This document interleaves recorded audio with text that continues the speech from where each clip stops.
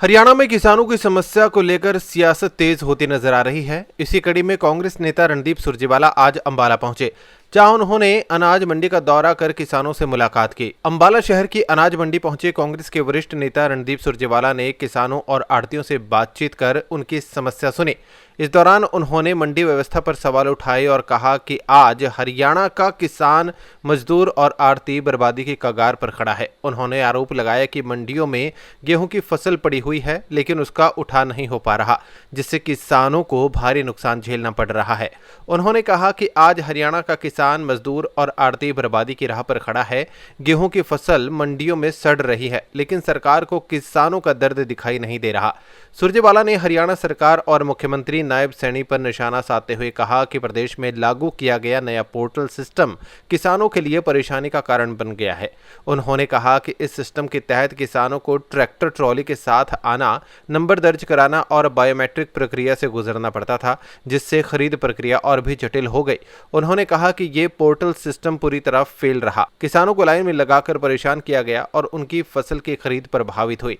उन्होंने दावा किया कि प्रदेश में करीब 80% गेहूं और सरसों एमएसपी पर नहीं बिक पाई, जिससे किसानों को भारी आर्थिक नुकसान उठाना पड़ा। साथ ही उन्होंने आरोप लगाया कि किसानों को इस नुकसान का कोई मुआवजा भी नहीं दिया गया। किसानों की फसल एमएसपी पर नहीं खरीदी गई और जो नुकसान हुआ उसका कोई मुआवजा नहीं दिया गया।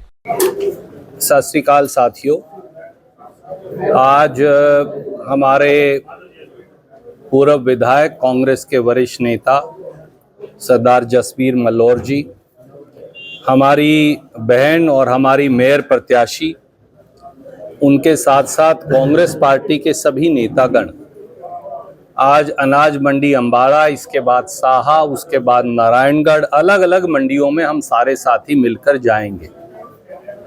आज हरियाणा का किसान, मजदूर और आढ़ती त्राही त्राही कर रहा है। भाजपाई ठगी के चलते, भाजपाई लूट के चलते आज हरियाणा की मंडियां गेहूं से अटी पड़ी हैं। आज हरियाणा की मंडियों में ना बारदाने की व्यवस्था है, ना उठान की व्यवस्था है, ना भुगतान की व्यवस्था है। आज हरियाणा की मंडियों में पोर्टल के खेल में, पोर्टल के नाम पर किसान से, मजदूर से और मंडी के आढ़ती से लूट का नंगा नाच बीजेपी की सरकार कर रही है। बार बार श्रीमान नरेंद्र मोदी ये कहते हैं, मुख्यमंत्री भी ये कहते हैं कि किसान को अधिकार है कि वो अपनी फसल पूरे हिंदुस्तान में कहीं भी बेच सकता है।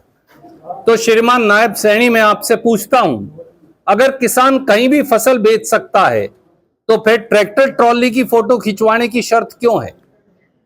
फिर किसान को अंगूठा लगाने की शर्त क्यों है?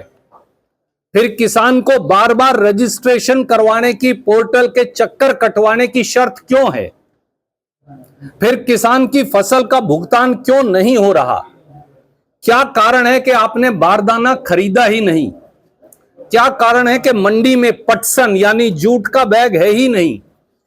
क्या कारण है कि जो प्लास्टिक के मोमजामे के बैग आपने भेजे हैं उनमें दोनों तरफ शक्ल दिखाई देती है, वो इतने कमजोर हैं कि वो फटकर उनमें कणक 15 दिन में, 20 दिन में, महीने में खत्म हो जाएगी? क्या कारण है कि उठान की कोई व्यवस्था हुई ही नहीं? क्या कारण है कि आपने मंडी के आढ़ती के कमीशन को, जो 2.5% कांग्रेस के समय में होता था, उसे घटाकर इतना कम कर दिया कि उसकी रोजी रोटी नहीं चल सकती?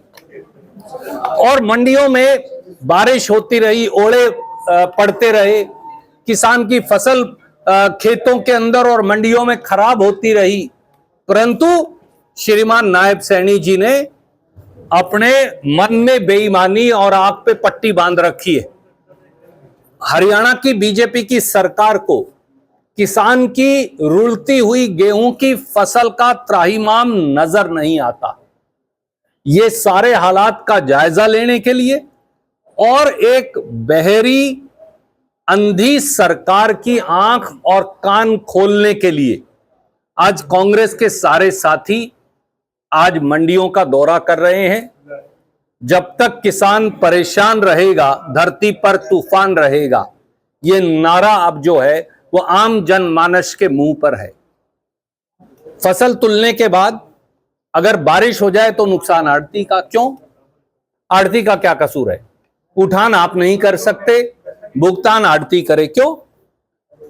मंडियों में उठान का इंतजाम नहीं, मंडियों में किसान के भुगतान का इंतजाम नहीं, आपके पास स्टोरेज का इंतजाम नहीं, गोदामों के बाहर भी कई कई किलोमीटरों लंबी लाइनें लगी पड़ी हैं। और अगर किसान किसी तरह से ट्रैक्टर ट्रॉली में ले ही आए फसल, तो फिर अंगूठा काम नहीं करेगा। अंगूठा काम कर जाए, हालांकि मेहनत से अंगूठे की लाइनें मिट जाती हैं। बीजेपी के नेताओं ने कभी खेती करी होती तो उन्हें समझ आता, परंतु अगर वो काम करे तो आपका इंटरनेट बंद हो जाएगा, पोर्टल काम नहीं करेगा। और नतीजा ये है कि दिनों से, पिछले 15 दिन से 28 लाख क्विंटल गेहूं हरियाणा की मंडियों में पड़ी है। अंबाला की मंडी में 49% गेहूं का उठान नहीं कर पाए आज तक। सिरसा और फतेहाबाद में 69% गेहूं का उठान नहीं कर पाए। कैथल में 60% गेहूं का उठान नहीं कर पाए। हरियाणा की कोई ऐसी मंडी नहीं है जहां एवरेज 50% से कम हो। कल को बारिश आ जाए, क्या नायब सैनी जी जिम्मेवारी लेंगे, या ये जिम्मेवारी फिर आढ़ती और किसान की होगी? इसलिए इन सारी समस्याओं को लेकर और एक अलख जगाने के लिए, एक जागृति की नई लो जगाने के लिए जसबीर मल्होर जी, मैं, हमारी मेयर साहिबा और हमारे सारे साथी मंडी के आढ़तियों और मजदूरों और किसानों के साथ कंधे से कंधा मिलाकर उनकी समस्याओं को उजागर करने के लिए आज यहां आए। सबसे बड़ी समस्या यह है कि लस्ट यानी चमक, दाना काला पड़ गया या चमक कम हो गई, ये कहकर उसको चपत लगाई जा रही है। हरियाणा में मैं ये दावे से आज आपको कह रहा हूं, 75% गेहूं की फसल और 80% सरसों की फसल एमएसपी पे नहीं खरीदी जा रही।